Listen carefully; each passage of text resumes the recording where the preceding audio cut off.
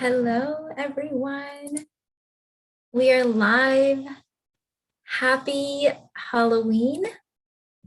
Let me know that you're watching live if you are. It is Halloween today in the USA, and I thought it would be super fun to do a live stream on posers, predators, and Dirty John's spooky, scary relationship and dating scams.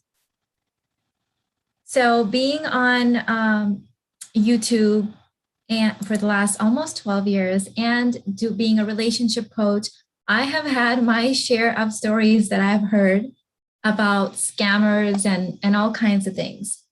So hello, everyone. So I thought this would be really, really fun to dive into. So after hearing story after story, heartbreak after heartbreak, financial scam after dating scam after relationship scam, I have one thing that I've come to terms with that I can confidently advise people or suggest that has helped me, and it has helped a lot of my students and clients. So that's what I hope to share with everyone. So to set this up, I noticed a pattern. You guys know how my brain works. I notice patterns and energy and in things that people do. And I'm purposely doing this in the dark today just so we can get into that spooky Halloween vibe. And let me also know if you guys are celebrating today and what costume you'll be wearing. In the chat, my family is going to be going as Squid Game. And I didn't put on my costume yet, but that's what we're doing as a family theme. So it's going to be a lot of fun. So the pattern that I've noticed is, but he was so nice, Mina. Or I loved him so much. Or he gave me so much attention. And how my brain has perceived that is that the predators know how to act. The predators always know the right things to say. The posers know you so much better than you know you, right? You know that saying that the criminals know the law better than the law, like the people setting the law. And I think you have to be humbled by that, right? Like if I went into an African jungle thinking that I could one up the lions and the tigers there, I'm going to have one coming for me, right? Because I can't. They're predators. They can smell out things in me that I can't even wrap my head around, right? Like I have to be humbled by the fact that they're predators and they know things that I can't know or hear or see or smell.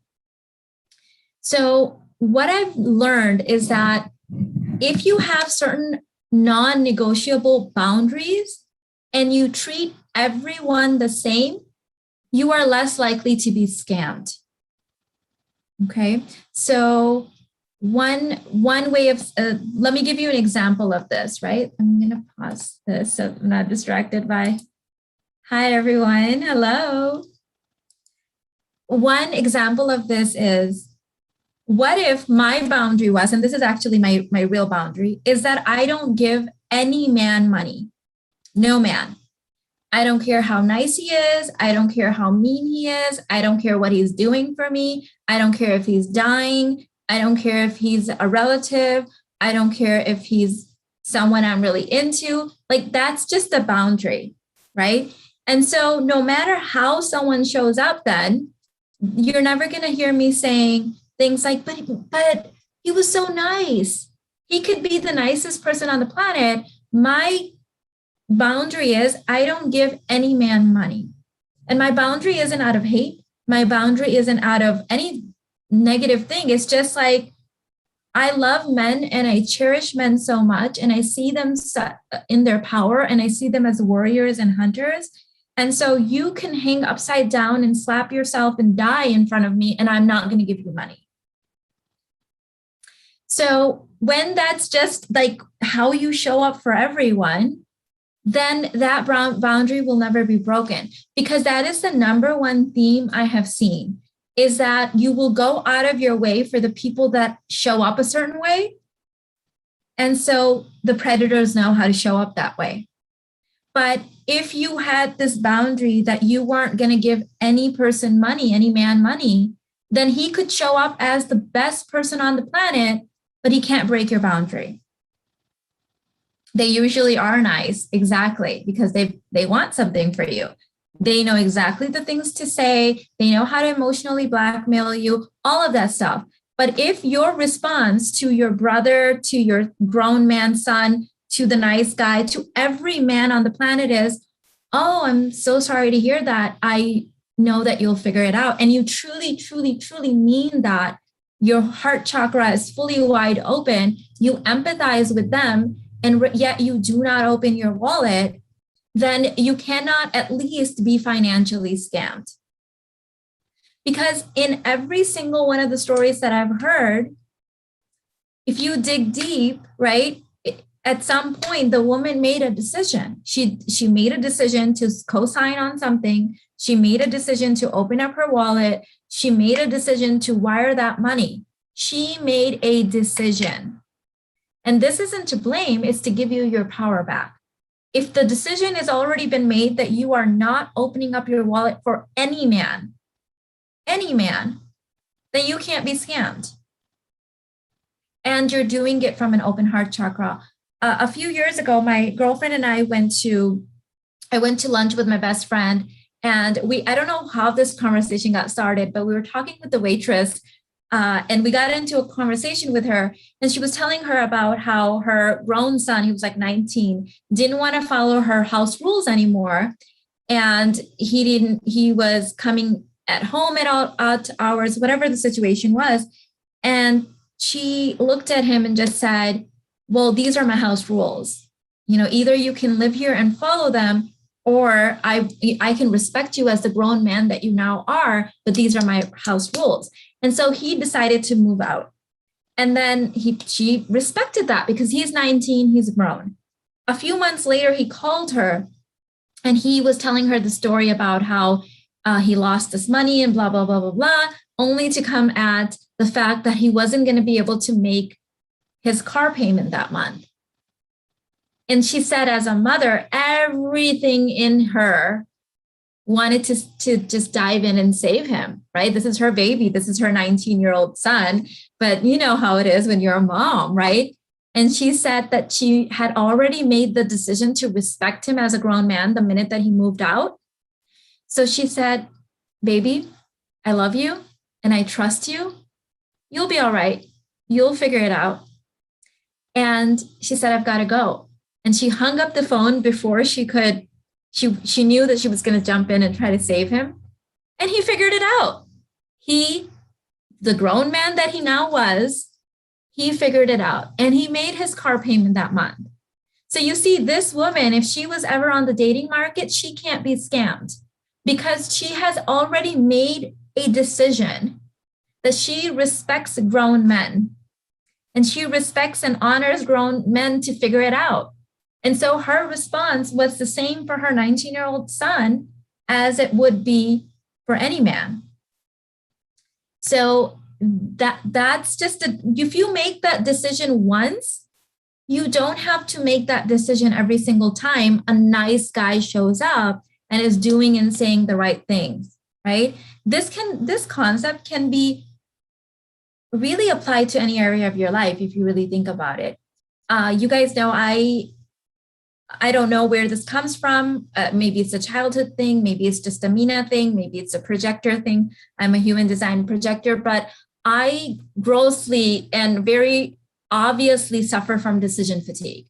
Like everyone knows this about me. I've tried to change this. It's just something that's just a part of me. I've just owned it. I've owned the fact that I like to have an easy life. And the less decisions that I have to make, the better it is for me, the better life experience I have, right? So I eliminate having to make decisions every day. So for example, I've used this example with you guys many times, but I'll share it again for those of you guys that are new. So when, I made the decision that I was going to become the kind of woman that worked out. And every single day I would wake up and it would be a guessing game. Am I working out today? Do I need to work out today? Should I work out today? Do I need to rest today? Should I work out? And I went through this mental process for 15 minutes. And I felt so drained from this mental process of trying to figure out if I was going to work out or not, that I usually didn't have the energy to work out after I did this to myself. But on the days that I woke up and I had already decided that I was going to work out, I had all the energy to work out. So I made a decision that for the first 18 months of my fitness journey, I was going to work out every day. I just made that decision. And even if, it was going to be a placeholder workout, meaning maybe I just didn't have too much to give that day, I was still going to get in my home gym and I was going to do something for 20 minutes. Once I made that decision, suddenly I had the energy to work out, right? Like the decision was already made. There was no 15 minutes of going back and forth of whether I was going to work out. So when you make a decision, when you know your boundaries, then you don't have to go back and forth, right? The decision's already made. So you as a powerful woman, if you got into your journal today and you decided how you were going to show up on a date, or how you're going to show up in your marriage, or how you're going to show up infinitely with everyone, then the decision's already been made. Then there's no like, am I being mean? Am I being nice? Is he going to think this? In this situation, I should bend my rules. No, you've already decided. You have decided, right? So treat everyone the same. Treat everyone the same, and you are less likely to get scammed. Because there's all kinds of scams out there, right? Men will, am I still here? I seem to have done something really weird with my computer.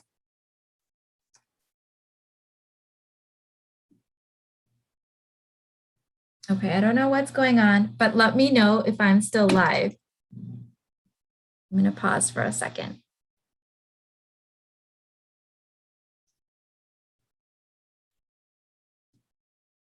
Oopsie. Okay, I think I am. All right. So for example, when I was a single mom and I was rotational dating, I had made the decision that I was happy single and I could provide for my son and I. So the only way I was going to get into a marriage with someone was if he was going to provide. Because otherwise my mom used to say that men are a lot of work and relationships can be a lot of work. And either a man is solving your problems or he's causing your problems.